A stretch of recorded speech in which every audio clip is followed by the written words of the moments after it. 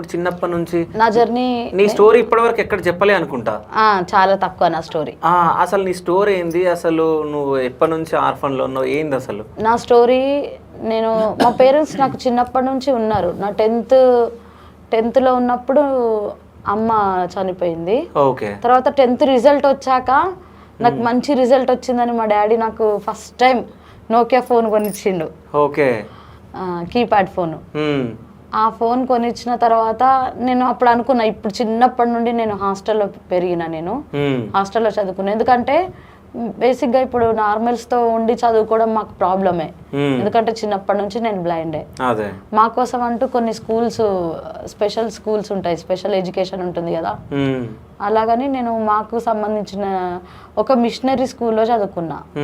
Christian school, అది 1 to 10th దాకా. So చిన్నప్పటి నుంచి నేను హాస్టల్లోనే ఉన్నాను కదా. ఇప్పుడైనా మమ్మీని మిస్ అయినా కానీ డాడీతో ఉండొచ్చు. నా కాలేజ్ స్టడీస్, నేను సింగర్గా మా డాడీకి నేను ఎదగడం ఇష్టం కాబట్టి మా డాడీతోనే ఉండొచ్చు అనుకున్నా. ఆ టైంలో కరెక్ట్ ఇంకా కాలేజ్ అకాడమిక్ స్టార్ట్ అవుతుంది అనుకునే టైంలో June 1st రోజు డాడీ చనిపోయిండు.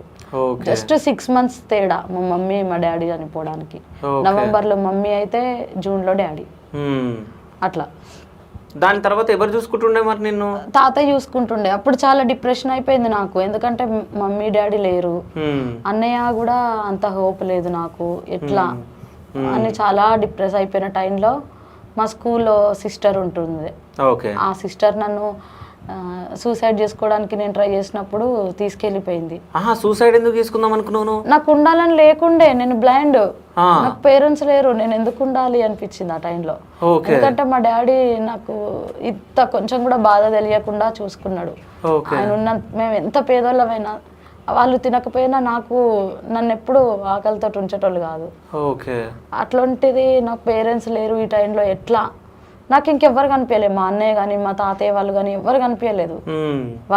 వాళ్ళిద్దరిని మిస్ అయిన బాధ ఒక్కటే మొత్తం బ్లర్ అయిపోయింది మైండ్.